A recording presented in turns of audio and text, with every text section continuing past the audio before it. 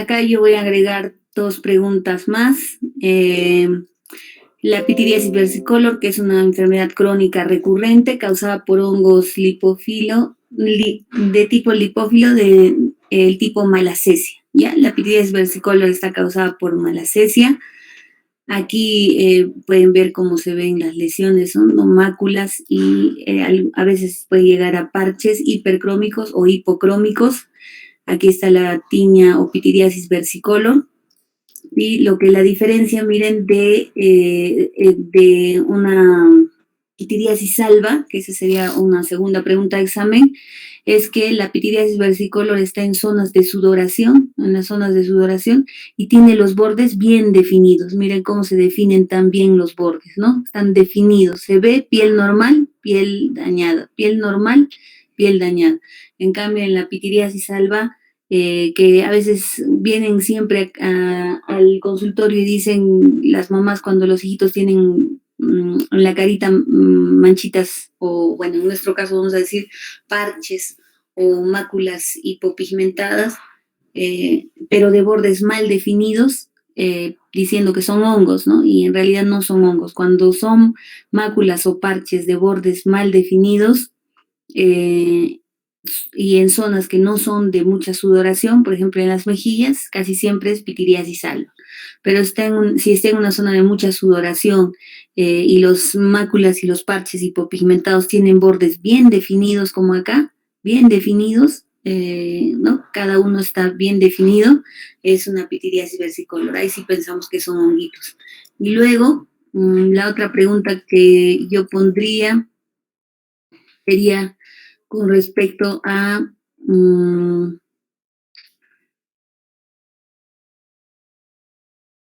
ahí está la tiña cruris, miren cómo se ve, tiña pedis. Ya hemos hablado que en casi todas en la tiña corporis, tiña inguinal, en la tiña pedis y también en la onicomicosis, el agente causal más frecuente es el Trichophytum rubrum. Vuestro compañero también ha hablado de esto. Y acá la onicomicosis, miren esa distrofia ungueal marcada.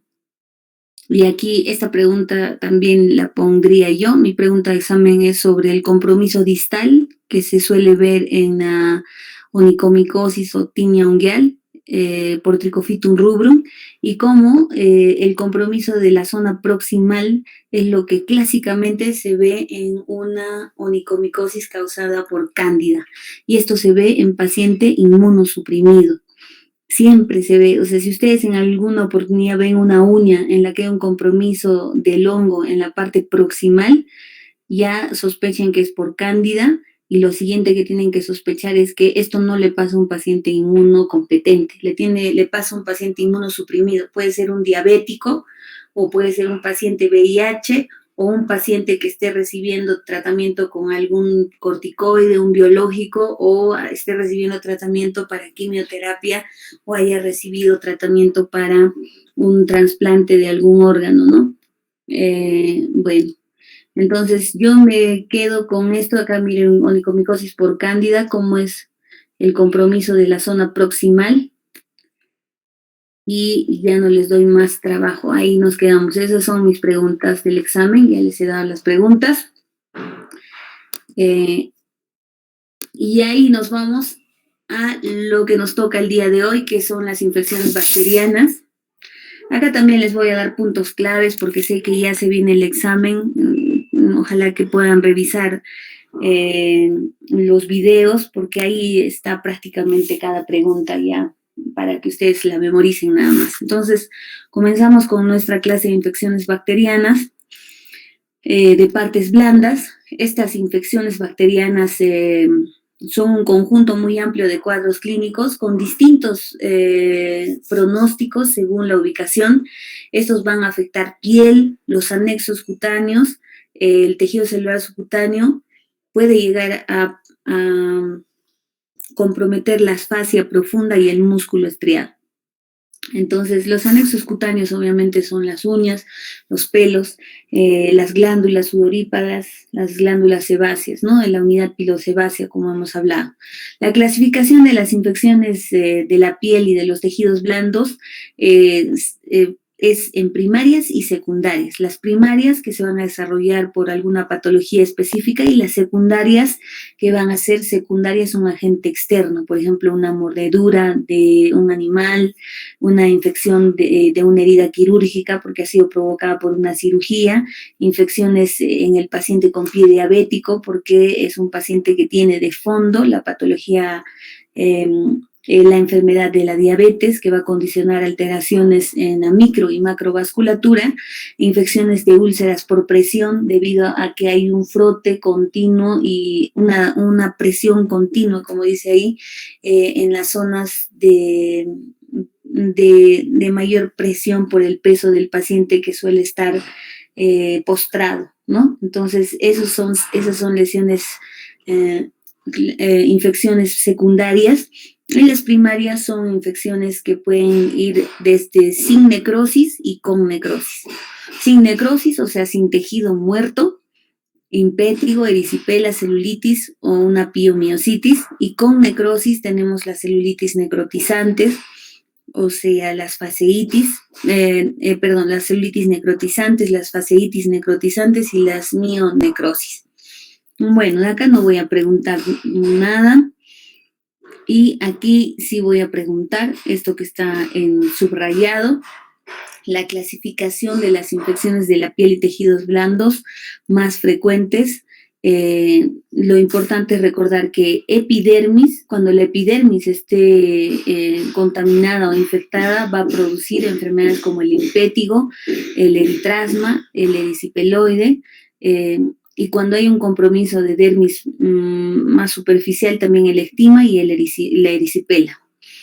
Cuando el compromiso es por debajo de la epidermis, en la dermis profunda, cuando está pasando la membrana basal, ya estamos hablando de infecciones como la celulitis, infecciones por anexos cutáneos, las foliculitis, las forunculosis, los abscesos, las hidradenitis que vamos a ver ahora.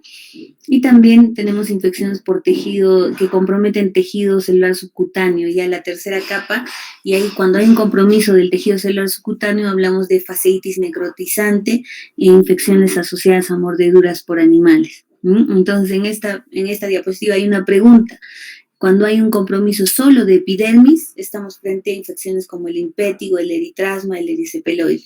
Y cuando la infección ya compromete dermis profunda, ya capas más profundas, ahí recién hablamos de celulitis y de infecciones por anexos cutáneos también. Entonces aquí miren, está un esquema de la piel. Acá se puede ver músculo, fascia profunda, tejido celular subcutáneo, esta es la grasita, el tejido celular subcutáneo, vemos la dermis y vemos la epidermis, ¿no? Miren dónde está la celulitis. La celulitis se va a presentar cuando hay un compromiso de dermis profunda y tejido celular subcutáneo, más o menos a esta altura, ¿no? La celulitis es justamente una infección de las células de la dermis profunda y del tejido celular subcutáneo.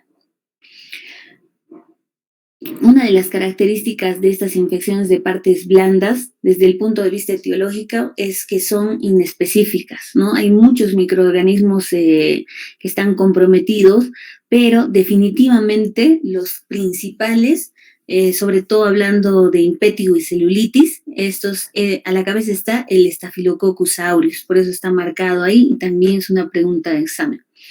El Staphylococcus aureus, el Streptococcus pyogenes,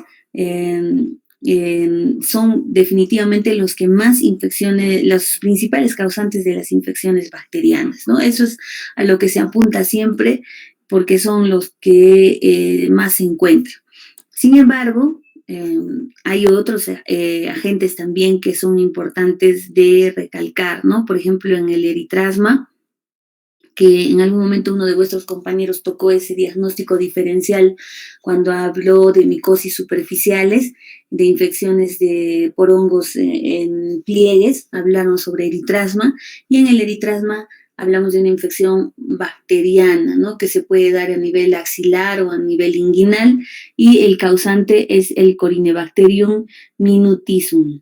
Entonces, ese eritrasma es una infección bacteriana, pero parece hongos.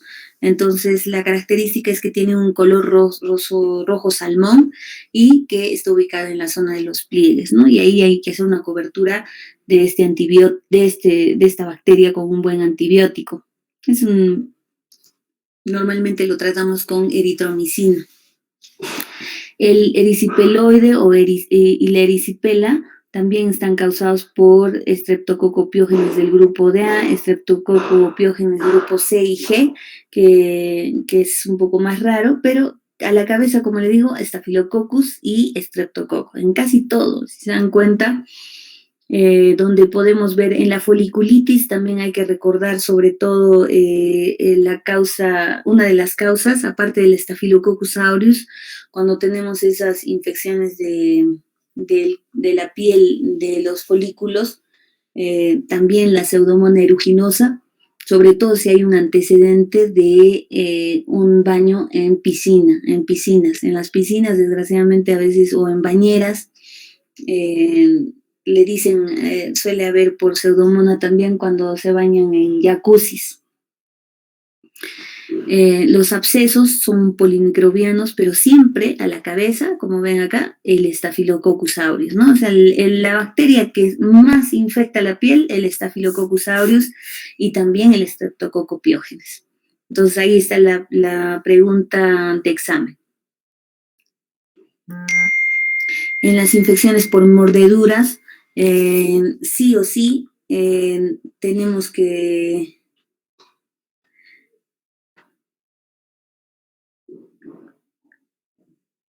En las infecciones por mordeduras tenemos que cubrir además otras bacterias que son generalmente gram negativas y anaerobias, ¿no? Por eso es que cuando tenemos una infección en la piel causada por mordedura, siempre vamos a cubrir con un antibiótico que tenga, que sea de amplio espectro y que cubra anaerobios y gram negativos. Casi siempre utilizamos amoxicilina con ácido clavulámico para cubrir esos anaerobios, o clindamicina cuando es por infección por mordedura de animales. Entonces, aquí nuevamente, para que vean en este cuadro, como casi siempre a la cabeza Staphylococcus aureus y Streptococcus pyogenes, ¿no? Esos son los que están a la cabeza.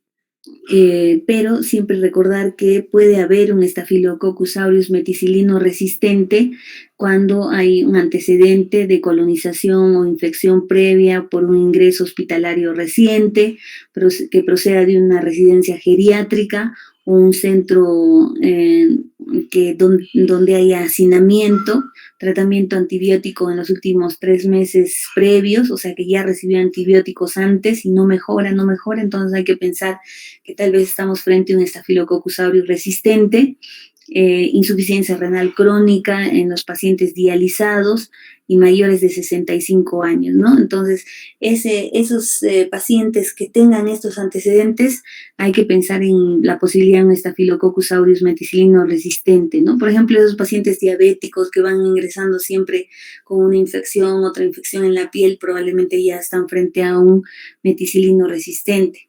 Y el riesgo de beta-lactamasas de espectro expandido, o sea, esas bacterias BLE, que no responden a el grupo de las penicilinas ni de las cefalosporinas, suele ocurrir en pacientes que están en asilos, en lugares o centros hacinados, viven en centros hacinados, o que hayan sido tratados previamente ya con estas cefalosporinas de tercera generación, ¿no? A eso se refiere justamente a los grupos de riesgo en los que hay que sospechar de bacterias un poco más complejas de tratar que el Staphylococcus aureus y el Streptococcus, los clásicos causantes de infecciones bacterianas, ¿ya? No se olviden.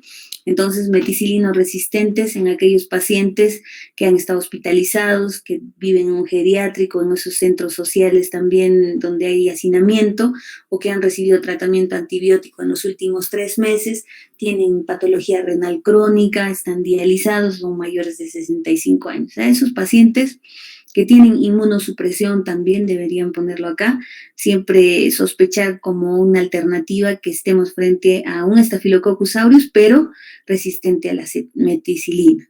Y cuando tenemos un paciente que vive también en estos lugares de hacinamiento, estos geriátricos, o ha recibido tratamientos previos ya con antibióticos potentes como la cefalosporina de tercera generación y no hay respuesta, sospechar de estas bacterias que tienen ya una resistencia o son BLE. Y estos BLE pues no se van a poder manejar con ninguna penicilina ni ninguna cefalosporina, ¿no? Todos los betalactámicos afuera, no sirven para ellos. Bueno, entonces vamos a ver esas infecciones que pueden provocar los estafilococos y los estreptococos, pero los vamos a ver en fotografía, porque ya les he dicho que en dermatología lo más importante es la memoria fotográfica que puedan desarrollar y para eso tienen que ver ejemplos, ¿no? Miren estas infecciones por impétigo. Aunque no lo crean, ambas están desarrolladas por estafilococo y estreptococo, pero hay un impétigo ampollar, como el que están viendo acá a la derecha, y uno no ampolloso. El no ampolloso es el más frecuente, ¿no? Por el que viene siempre un niño a la consulta con 1, 2, 3 lesiones alrededor de la nariz y de la boca. ¿Y por qué siempre está alrededor de la nariz y de la boca? Porque el reservorio natural del Staphylococcus aureus es la mucosa nasal. Entonces, casi siempre en estos no ampollares, no ampollosos, estos impétigos no ampollosos, alrededor de la nariz o alrededor de la boquita, 2, 3 lesiones, ¿no? Hay máculas, pústulas que contienen un líquido claro y que pueden fusionar formando estas placas, ¿no? Estas claramente, clásicamente, tienen esa costra de color miel, melicérica, ¿ya? Acá lo he puesto con rojo porque es parte de una posible pregunta de examen, ¿no? Las lesiones de impétigo no ampollares vienen con estas costras, tienen esa característica clásica de máculas, pápulas, pústulas y a veces confluyen hasta placas como estamos viendo acá, que tienen en su superficie una costra color miel, color melicérica, y eso ya nos dice que hay una infección por estafilococo o por estreptococo. No suelen tener una clínica sistémica, sin embargo, pueden provocar secundariamente por la toxina del estreptococo o sobre todo del estreptococo y del estafilococo, glomerulonefritis. Sobre todo por la toxina del estreptococo, para que no se confunda. El estreptococo puede provocar a través de su toxina una alteración inflamatoria a nivel de los glomérulos, ¿no? Una glomerulonefritis. Y también tenemos un impétigo ampollar, miren. A veces van a tener pacientes que van a llegar con una infección de la pierna secundaria a un golpe o un traumatismo y se van a sorprender porque van a ver estas lesiones ampollares, algunas ya casi pasando los 5 centímetros, quiere decir que sería un flictena, ya no una ampolla, sino un flictena, en el que debemos sospechar de un impétigo. Si hay una infección en la piel y hay ampollas, debemos sospechar de un impétigo de tipo ampolloso y este está causado, como ven ahí, por estafilococo y por estreptococo. Pero cuando vemos estas ampollas, casi siempre pensar en estafilococo. Aquí está el eritrasma, ¿no? Lo que estamos hablando de una lesión que está en la región axilar, también en la región inguinal, pero que se va a deber, en este caso, a una bacteria y es el diagnóstico diferencial de la tiña cruris y de la tiña corporis, que es infección por hongos. Aquí estamos hablando de una infección por bacterias, una bacteria que se llama Corynebacterium minutisum, ¿no? Está en pliegues, como hemos dicho, es bien frecuente en pacientes obesos, diabéticos, es bastante frecuente y el tratamiento, como les dije, es con eritromicina, casi siempre utilizamos clindamicina o eritromicina por vía oral, El ericipeloide afecta a los manipuladores de productos animales, carne, sobre todo pescado, ¿no? Puede haber ahí una inoculación de una bacteria específica que se llama ericipeloide luciopatía, que va a ingresar a la piel por la manipulación de estos productos, ¿no? De carnes, de pescado sobre todo. Empieza una pequeña erosión con esta placa eritematosa de bordes elevados, miren, bordes elevados, bien definidos y una superficie lisa, brillosa, ¿no? Afecta fundamentalmente a manos y no suele dar síntomas clínicos sistémicos. Puede curar espontáneamente, pero casi siempre requiere un tratamiento antibiótico con penicilinas. El ectima es una infección profunda del tejido que puede llegar desde epidermis, dermis, hasta la grasa o el tejido celular subcutáneo en forma de úlcera de sacabocado. Son pequeñitos pero profundos, ¿no? Como botoncitos pero profundos que van a agarrar epidermis, dermis, tejido celular subcutáneo. Van a presentar casi siempre una costra necrótica, como están viendo ahí, y generalmente se va a dar en miembros inferiores, ¿no? Este ectima característicamente son lesiones profundas y por eso el tratamiento es sistémico, no con una cremita, porque la crema no va a llegar hasta tejido celular subcutáneo. Tiene que darle pastillas, o sea, un tratamiento sistémico. Acá tenemos una pregunta de examen, está con amarillito, y yo les voy a pasar ya las diapositivas. Y la erisipela, que casi siempre se va a provocar por estreptococo, y también por estafilococo, pero más por estreptococo, es una infección de las partes superficiales de la piel, sobre todo a nivel de la capa superficial de la dermis. No llega a tejido celular subcutáneo, es la diferencia con la celulitis, y además esta placa cutánea roja, caliente, dolorosa, la palpación, tiene bordes bien definidos, bordes bien delimitados, ¿no? Uno ve una erisipela y lo que más le llama la atención es que los bordes estén tan delimitados, porque como está en dermis superficial, no llega a tejido celular subcutáneo como sí lo hace la celulitis, los bordes se definen muy bien. Los bordes se definen muy bien. En la celulitis estos bordes son difusos, no se puede ver dónde comienza y dónde termina la piel sana, porque ya abarca planos más profundos como epidermis, como dermis subprofunda y tejido celular subcutáneo. En cambio, en la erisipela nos quedamos en la parte más superficial de la dermis, por eso esos bordes bien definidos, ¿no? Puede dar un poco de fiebre como clínica sistémica y más frecuentemente, como ven, se puede localizar en rostro y en piernas, ¿no? Entonces, puede además, desgraciadamente, la infección extensa provocar una tromboflebitis. En la celulitis, justamente decíamos, hay un compromiso más profundo, ¿no? Afecta a la dermis, pero la dermis profunda, afecta a tejido celular subcutáneo y tiene una forma de placa eritematosa caliente, dolorosa y de bordes poco bien definidos. No, los bordes de la celulitis no se definen bien. En la fase temprana obviamente va a ser siempre difícil distinguirlo de la erisipela, pero cuando ya está la celulitis, el punto clave es que no se definen bien los bordes y suele haber un aumento de volumen, ¿no?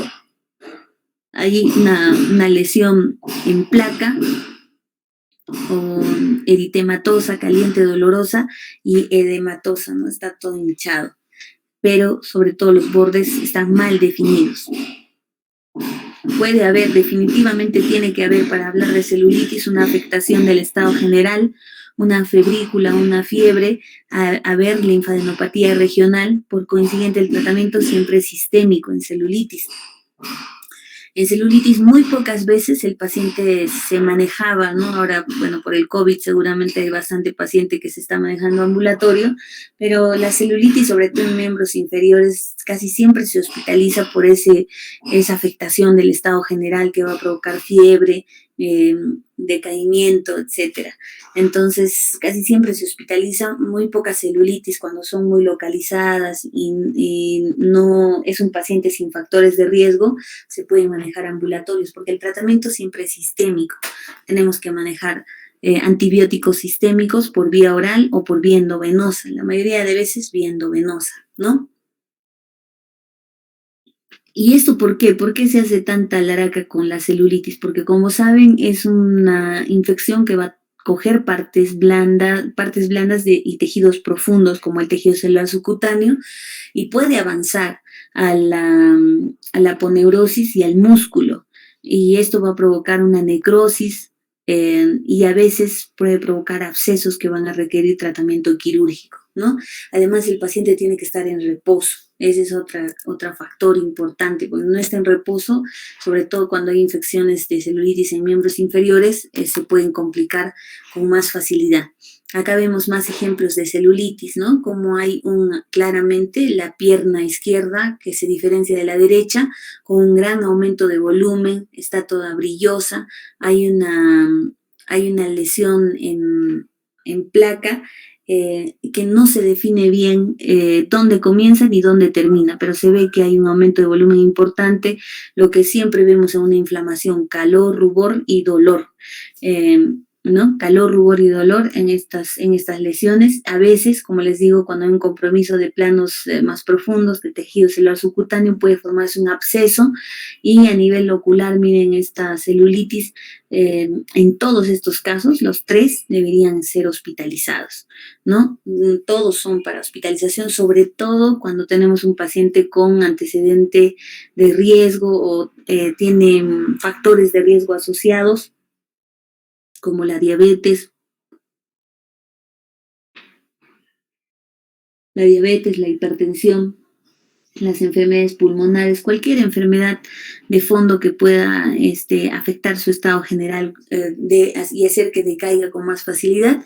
Y a nivel de cara, definitivamente cualquier absceso en rostro, cualquier absceso o infección a nivel de piel de rostro, se puede complicar con infecciones a nivel del sistema nervioso central, una meningitis, sobre todo en niños. Por eso es que es tan rápido, tan importante que ustedes sepan que hay que actuar rápido y darle un antibiótico, de preferencia en estos 3 casos definitivamente de tipo sistémico, ¿no? Por vía endovenosa, hay que hospitalizarlo. Otro diagnóstico de infecciones de partes blandas es la foliculitis, ¿no? La foliculitis es esto que están viendo acá, es infección de cada folículo piloso. Cada puntito de donde sale el pelo está rojito. Eso le llamamos foliculitis, ¿no? Porque está inflamado el folículo, ¿no? La unidad pilosebácea, el folículo piloso. Si bien es cierto, es una infección muy superficial, puede mostrarnos en la clínica pápulas, pústulas y estos puntos eritematosos en cada zona de salida del folículo piloso. Puede afectar el cuero cabelludo, la barba, el cuello, el tronco y las nalgas, ¿no?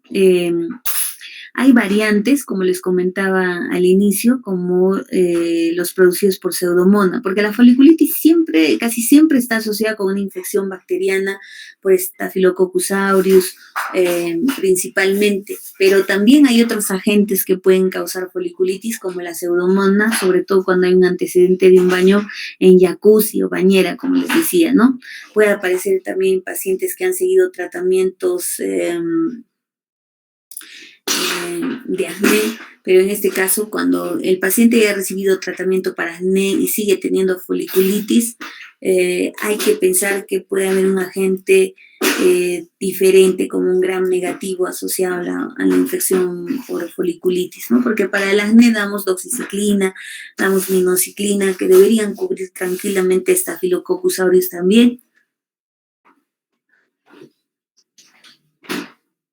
Entonces, si tenemos un paciente que se ha tratado por acné y además tiene foliculitis persistente en otras partes del cuerpo, ya debemos sospechar que puede haber un gram negativo ahí también provocando esto.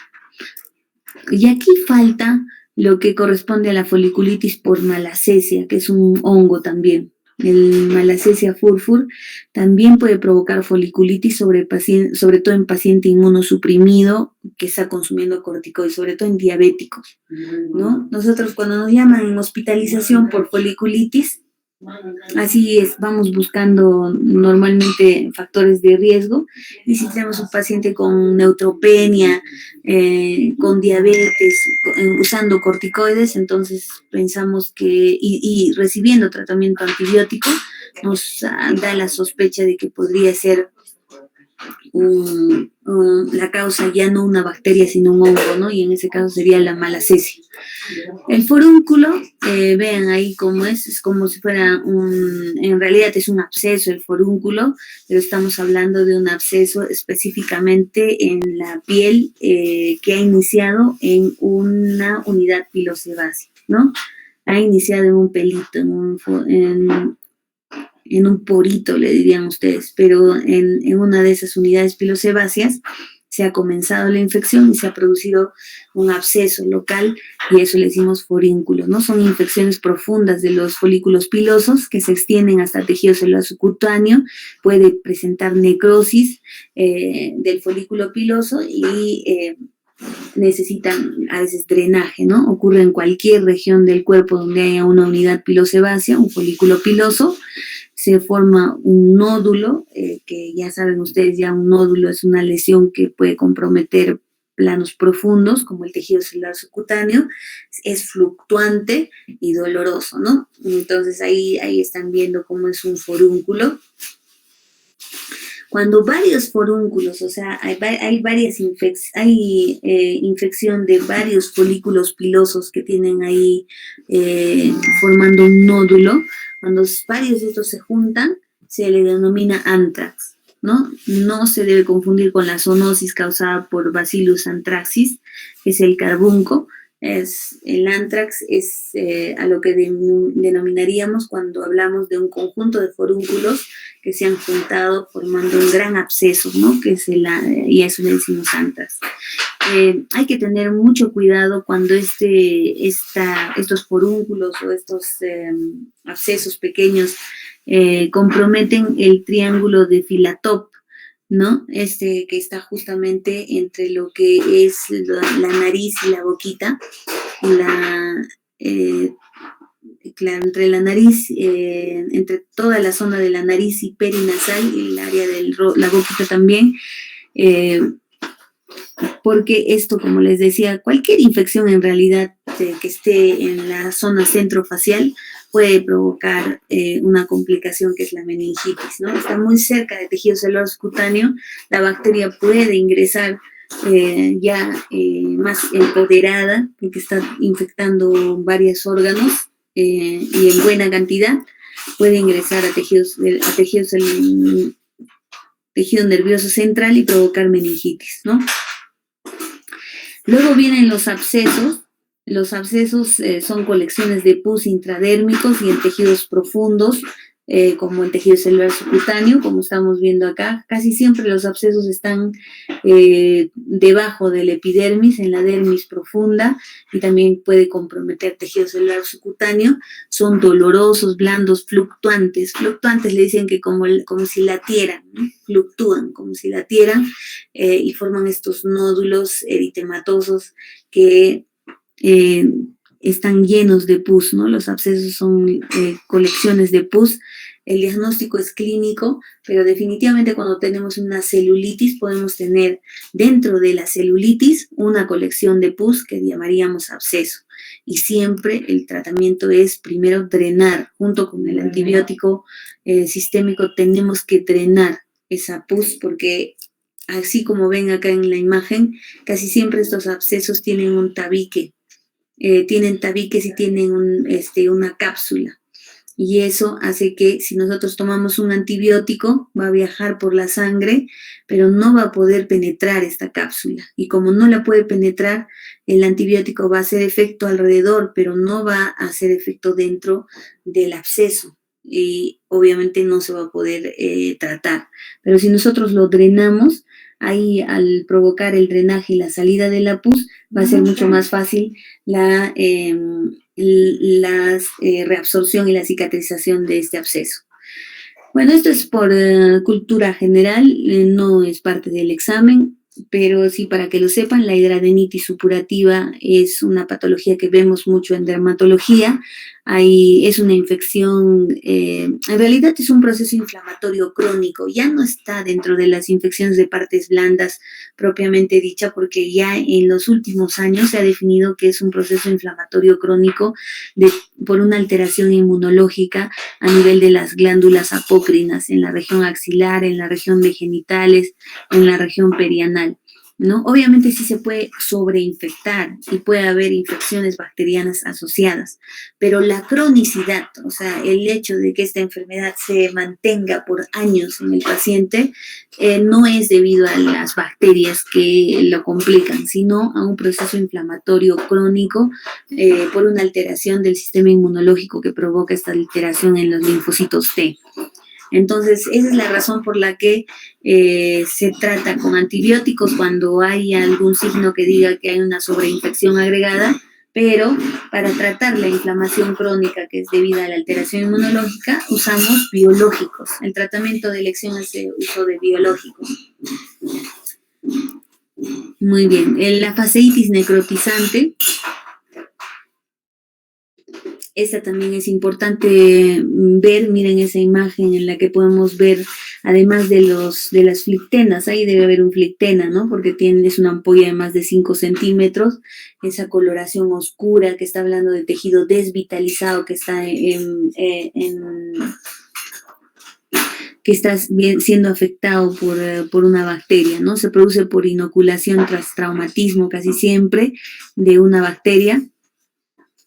Afectan nalgas, perineo, piernas. No hay afectación de fascia profunda ni de músculo, pero sí hay una afectación de epidermis, de dermis, de tejido celular subcutáneo y de la fascia superficial. La fascia superficial sí está comprometida. Inicialmente imita la celulitis, pero progresa rápidamente formando estas lesiones ampollares o vesículas, ¿no? Entonces hay que sospechar de fasciitis necrotizante cuando tenemos una lesión, una celulitis que empieza a presentar estas lesiones ampollares de color oscuro, de color brillante, caliente, son muy dolorosas, tienen esa coloración oscura necrótica, ¿no?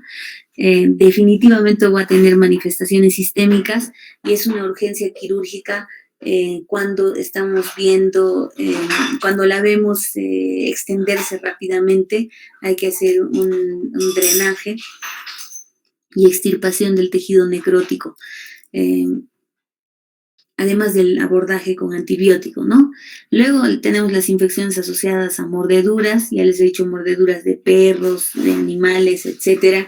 Lo que tienen que acordarse siempre es que hay que cubrir con antibióticos para gram positivos, gram negativos y anaerobios, para anaerobios también, ¿no? Las infecciones son frecuentes en manos, destruyen bastante tejido. Sobre todo puede provocar grandes complicaciones en pacientes que tienen factores de riesgo como diabetes, problemas de alteraciones vasculares, pacientes con inmunosupresión. Y en estos casos, aparte del antibiótico, hay que siempre ver la profilaxis antitetánica y también cuando es por mordedura de perros o de animales salvajes no conocidos, para la vacuna antirrábica, ¿no? También hay otras enfermedades como el síndrome de piel escaldada causada por el Staphylococcus aureus. Esto no es parte del examen, no se preocupen. Esta diapositiva no es parte del examen, pero sí es bueno que también lo conozcan, ¿no? El Staphylococcus aureus por sí puede provocar todas las infecciones que estamos revisando, ¿no? Hemos dicho celulitis, erisipela, provoca todas esas infecciones, pero su toxina también puede provocar reacciones en la piel que van a conllevar a esta formación de ampollas superficiales en el síndrome de piel escaldada. Entonces, el síndrome de piel escaldada es por Staphylococcus aureus, pero por su toxina, la toxina epidermolítica. Suele haber bastante durante la infancia, vemos en niños, posterior a las infecciones de vías respiratorias, como se forman ampollas muy superficiales con denudación de la piel. Miren cómo se denuda la piel, pero de manera muy superficial, ¿no? O sea, esta separación de la piel es a nivel de entre la capa granulosa y la capa córnea, es como si fuera una quemadura muy superficial, ¿no? No deja cicatrices, obviamente, y es como es una cosa muy delgadita, ¿no? Como si se te pelara la piel porque te has puesto algún producto que te irritó y se pela, algo así. Así es el síndrome de piel escaldada, con una descamación muy superficial. Aquí justamente dice a nivel de la capa granulosa, con un Nikolsky positivo, o sea que cuando uno pasa la mano por la piel, se cae por la piel contigua, se forma también la ampollita y no se puede aislar generalmente a la bacteria porque la que lo produce es la toxina del Staphylococcus aureus, ¿no? Pero igual tenemos que tratar con un antibiótico que cubra el espectro de estafilococo. Bueno, entonces esas son las infecciones de partes blandas. Yo he agregado algunas que no están en nuestro programa para que sea de vuestro conocimiento, ¿no? Para que sepan que no solo la bacteria produce infecciones, sino también su toxina, complicaciones también como la glomerulonefritis que se provoca por la toxina del estreptococo en el impétigo, eh, y la toxina del Staphylococcus aureus que, como les he mostrado, puede provocar este síndrome de piel escaldada, ¿no? También hay que hacer la parte del tratamiento, como ustedes ya saben, ya se repetido hasta el cansancio, que el agente principal es el Staphylococcus aureus y también el estreptococo beta-hemolítico, y en función a eso es el tratamiento clásico, ¿no? El diagnóstico clínico se hace a través de la historia clínica, una exploración completa, y hemos visto cuáles comprometen planos superficiales, cuáles comprometen planos profundos. Cuando hay compromiso de planos profundos, obviamente va a haber mayor posibilidad de necrosis, de afectación sistémica. Si hay esa necrosis con afectación sistémica, el tratamiento siempre debe ser con antibiótico intravenoso, y a veces cuando hay abscesos o gran necrosis, tratamiento quirúrgico. Y cuando hablamos de cómo vamos a hacer el diagnóstico laboratorial, idealmente cuando ingresa un paciente con mal estado general, con una celulitis, con una infección importante tipo fasciitis necrotizante, lo que tenemos que hacer es un GRAM y un cultivo, ¿no? Y el cultivo es del tejido que estamos viendo, al que podemos tener acceso en ese momento, y también un hemocultivo, ¿ya? Entonces lo que tenemos que hacer es GRAM y cultivo del tejido, y también tenemos que hacer hemocultivos, ¿no? Porque generalmente como hay compromiso del paciente, hay compromiso, fiebre, malestar general, entonces puede llegar a una sepsis y debemos ingresar, cuando ingresamos ese paciente con una infección de partes blandas, con mal estado general, con fiebre, por emergencia, no se olviden que en ese momento, antes de ponerle el antibiótico, tienen que, si es en lo posible, pedirle su GRAM, su cultivo de la lesión y los hemocultivos. Diferente es cuando ya es un paciente con una sepsis, con un cuadro ya muy grave. En ese caso, ya tomamos las muestras. Bueno, siempre tomen las muestras, pero no tienen que esperar a que salgan los resultados de los cultivos, ¿no? Como dice aquí, una vez que toman la muestra, empiezan inmediatamente, no les toman ni una hora que vengan y tomen la muestra, empiezan inmediatamente con el tratamiento antibiótico, ¿no? Rápidamente inician un tratamiento antibiótico empírico en función a esas dos bacterias principales que ya hemos dicho. Esas bacterias que son el Staphylococcus aureus y el Streptococo. Y viendo los antecedentes, ya hemos dicho que hay que pensar en Staphylococcus aureus meticilino resistente o infecciones de tipo BLE. Cuando ya, mientras vamos iniciando el tratamiento, ya nosotros a las 48, 72 horas nos va a llegar, normalmente nos llega a las 72 horas el resultado de nuestros cultivos, de nuestros hemocultivos, y según ese resultado ya modificamos el tratamiento, ¿no? Y ahí ya dejamos el tratamiento definitivo.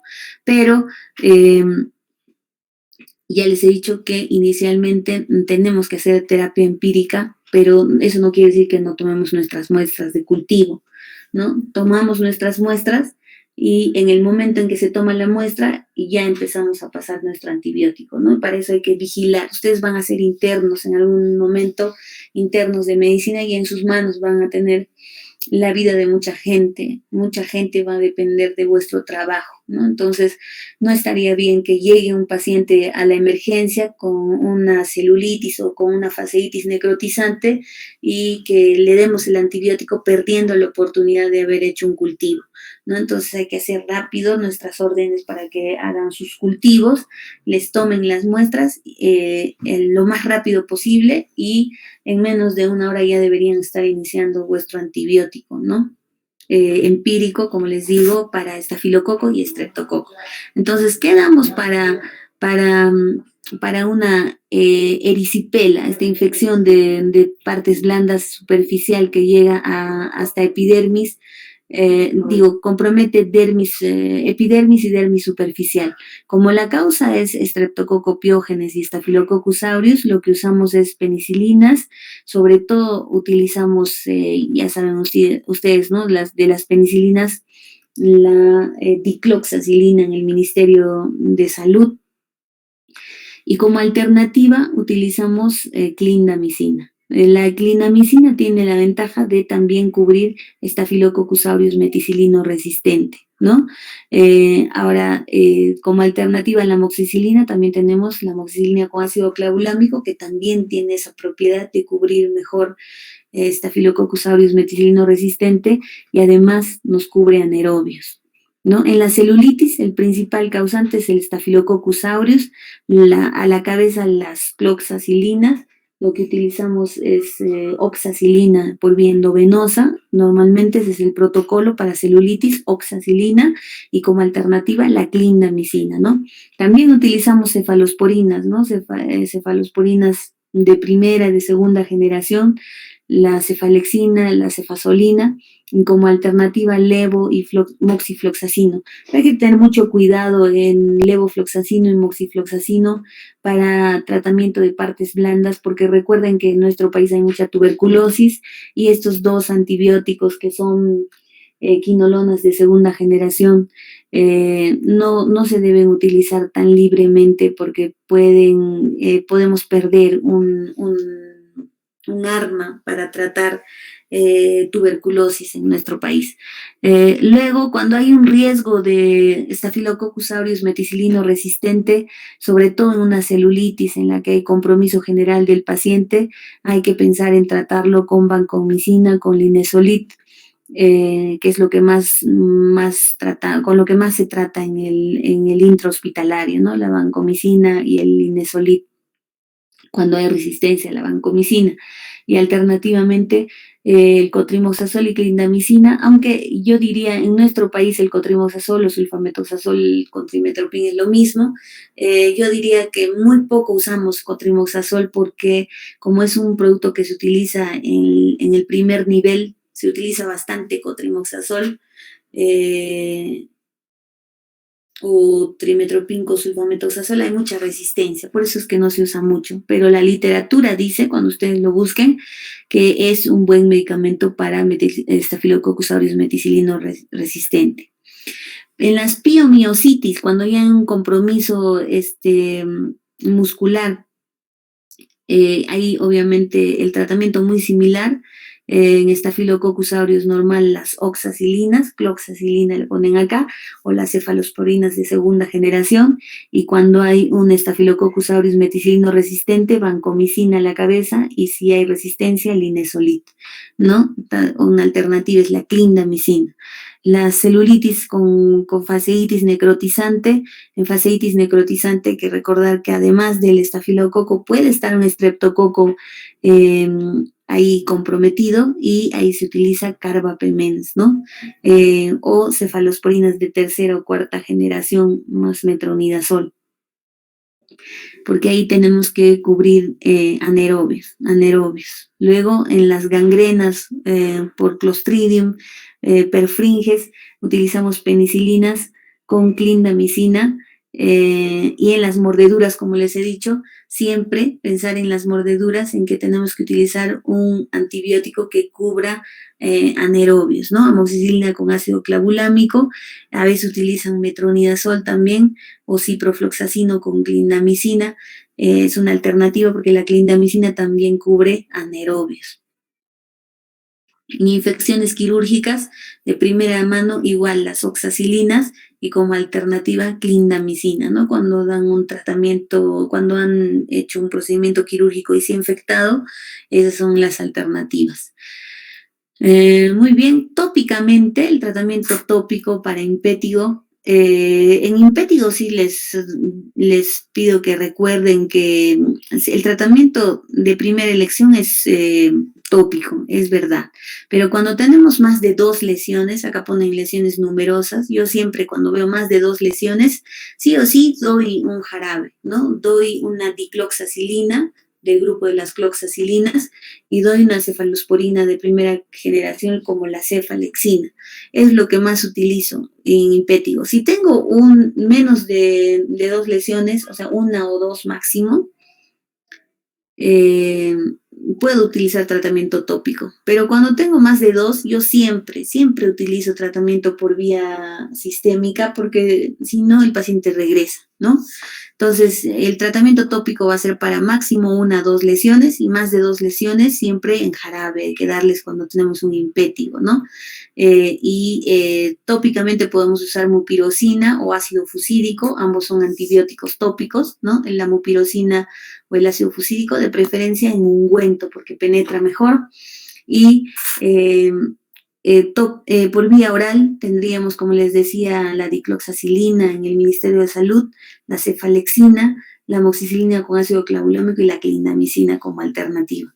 En la erisipela, ya hemos hablado, estas infecciones de partes blandas superficial, podemos utilizar penicilinas por vía oral y por vía endovenosa, y como alternativa clindamicina, levofloxacino, eritromicina, amoxicilina con ácido clavulámico, ¿no? Ya saben que el levo y el amoxifloxacino cubren, sí, pero tenemos otras alternativas antes de llegar a esos productos, no porque sean mejores, sino porque están dentro del sistema de tuberculosis y por eso los reservamos siempre para el final.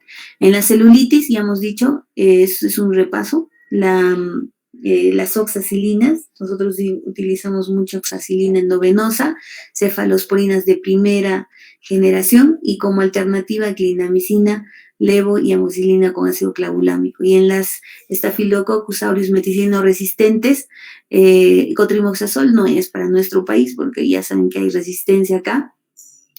Tenemos la clindamicina y la vancomicina, que es lo que más se usa en el espectro intrahospitalario, y como alternativa el linesolit y la teicoplamina, que es casi siempre utilizamos linesolit cuando ya, como les comentaba, hay resistencia a la vancomicina, ¿no? Los abscesos, lo primero es el drenaje quirúrgico, eso ya hemos dicho varias veces, y si hay la celulitis circundante, obviamente, bueno, yo creo que siempre vamos a darle un antibiótico aparte del drenaje, que puede ser una oxacilina, una cefalosporina de primera generación, una clindamicina, un cotrimoxazol o una levofloxacina, que como les digo va siempre al final. Las infecciones de músculo, igual cloxacilina, oxacilina en realidad lo que usamos endovenoso, y las cefalosporinas de primera generación, y para las lesiones ya necróticas, en las que hay fasciitis necrotizante, utilizamos carbapemens o cefalosporinas de tercera generación. Entonces, eso básicamente aquí en el impétigo, como las dosis de tratamiento con dicloxacilina, con cefalexina, con eritromicina, que es lo que más se usa en jarabe con los niños. Aquí están las dosis para que lo revisen. y algunas recomendaciones, ¿no? En pétigo y en estima se pueden hacer gramicultivos, pero sobre todo en el estima se tienen que hacer para ver si hay un antibiótico específico que se tenga que dar por vía sistémica. Cuando se sospecha o se confirma la presencia de un Staphylococcus aureus meticilino resistente, se recomienda administrar clindamicina, sulfametoxazol, como hemos dicho, ¿no? Que es una recomendación alta, sobre todo clinda, es lo que más usamos. Y cuando tenemos infecciones purulentas como abscesos cutáneos, forúnculos, carbunco, un quiste epidérmico inflamados, lo más importante es la incisión y el drenaje, ¿no? Aparte del tratamiento antibiótico, hay que hacer incisión y drenaje, ¿no? Eso también es pregunta de examen, por eso está en amarillito. Antibióticos contra el Staphylococcus aureus meticilino resistente, y hemos dicho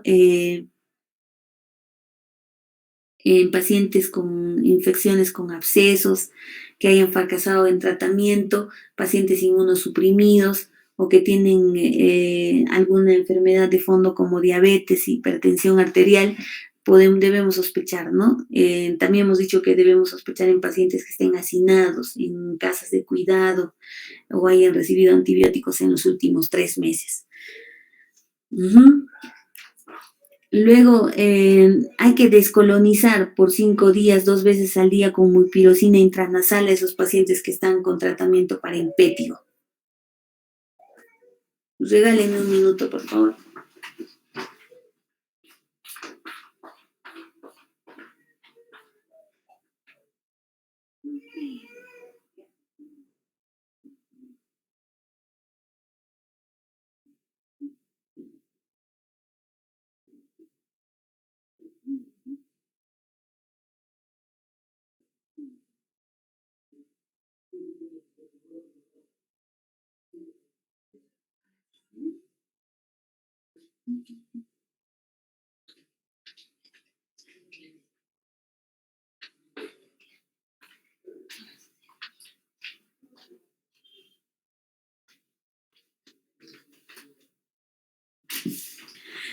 Esta parte que estoy hablando sobre la descolonización por 5 días con mupirocina intranasal, sobre todo se refiere a lo que es impétigo, porque ya les he dicho que dentro de la nariz está el reservorio natural del estafilococcus. Entonces, eso hace de que la infección a veces siga recurriendo. Entonces, una vez terminado el tratamiento que se le indica por vía oral o por vía tópica, siempre hay que dejar un tratamiento para descolonizar. Aquí en la literatura yo he encontrado 5 días, pero yo en el hospital del niño, cuando tenía impétigos, cuando venían a su control a los 7 días, se le dejaba la mupirocina intranasal para que complete por 2 semanas más de manera tópica. Eso es lo que se hacía, ¿no? Es lo que no he visto publicaciones, aquí solo dice 5 días, pero lo he puesto porque nosotros siempre hacíamos eso. Una vez que ya dábamos de alta al paciente cuando venía a su control después de 7 días de tratamiento para el impétigo, le dejábamos a la mamá para que le dé 2 semanas, ¿no? En la literatura dice 5 días, pero nosotros le dejamos 2 semanas más con tratamiento tópico intranasal. En erisipela y en la celulitis, en los pacientes gravemente comprometidos, la cobertura antibiótica de amplio espectro se recomienda, se va a hacer, ya les he dicho, sobre todo cuando tengamos previo los cultivos. Y se recomienda vancomicina más piperaciclina o tazobactam o imipenem, meropenem, cuando tenemos infecciones muy severas y estamos frente a un paciente que está muy comprometido y tiene además un factor de riesgo como diabetes o una inmunosupresión, o es un paciente que tiene alguna patología de fondo que hace más susceptible a que una sepsis lo pueda complicar gravemente. Entonces, hay que ver, escoger qué tipo de paciente, frente a qué tipo de paciente estamos para escoger el antibiótico también, ¿no? Bueno, esta parte de, en algunos casos se puede utilizar corticoides cuando estamos recibiendo tratamiento antibiótico, cuando hay un proceso inflamatorio. Esto los va a confundir más, pero sí cuando cuando trabajamos en cuidados intensivos, hay veces en que, a pesar de que ya sabemos que los corticoides no se deben utilizar cuando hay infecciones, se utilizan para contrarrestar el efecto inflamatorio general que está sufriendo el paciente, ¿no? Un claro ejemplo de eso, por ejemplo, es lo que está pasando ahora con el COVID. ¿No? El COVID es una infección, obviamente el corticoide está totalmente contraindicado en las primeras etapas de la enfermedad, cuando el virus está activo, porque lo activaría más, pero el corticoide sí se utiliza en una segunda o tercera etapa, cuando ya el virus se está retirando del cuerpo y lo que está provocando es una reacción inflamatoria, una cascada inflamatoria tremenda, ¿no? Para eso se utiliza el corticoide. Más o menos a eso se refiere también en las infecciones bacterianas, cuando ya se ha producido el cuadro de sepsis con la falla multiorgánica. No solamente es la bacteria, sino la toxina y la reacción que ha provocado la bacteria en nuestro cuerpo. Y ahí es cuando utilizamos a veces penicilinas, ¿no? Digo, corticoides, pero como la prednisona. Entonces eso ya se lo vamos a dejar a los médicos que están trabajando en áreas críticas, que van a manejar ese paciente crítico que ya está haciendo una sepsis o falla multiorgánica, etcétera. Muy bien. Eso sería básicamente, chicos, lo que corresponde a celulitis. Yo ya les he dado ya prácticamente las preguntas ahí. Lo voy a colgar en nuestra plataforma y ahorita también lo voy a poner en el WhatsApp junto con lo que me falta, que es acné y rosácea, para que ustedes ya puedan empezar empiecen a repasar todo lo que ya hemos visto. Son pocos temas, pero todos son muy rentables, todos son muy rentables. Ya les he dicho ya en dermatología, todo lo que están aprendiendo, todo lo van a usar, porque dermatología es una especialidad que ve mucha patología común, mucha patología frecuente, cosas que son del día a día. Entonces todo les va a servir y por eso les pido que lo lean, porque va a ser muy rentable en vuestra práctica médica. Cuando ustedes sean médicos, van a utilizar mucha de esta información para tratar muchas enfermedades y ahora de estudiantes también, ¿no? Porque ya están viendo que nos faltan médicos, ahorita nos faltan manos para tratar pacientes y ustedes van a entrar al campo laboral muy rápido. Entonces, tienen que estar bien preparados, chicos. Lean todo lo que puedan y no se olviden que el examen es mañana, 30 a las 9 de la mañana, 9 de la noche, perdón, 9 de la noche va a estar abierta el examen. Son solo 10 preguntas, tienen 15 minutos para contestar y fíjense bien las diapositivas, porque en las diapositivas siempre pongo yo, resalto lo que puede ser una posible pregunta. ¿Alguna consulta de ustedes antes de terminar? ¿Alguna Como consulta? estuve conversando con mis compañeros, sí, no sé si habría la posibilidad que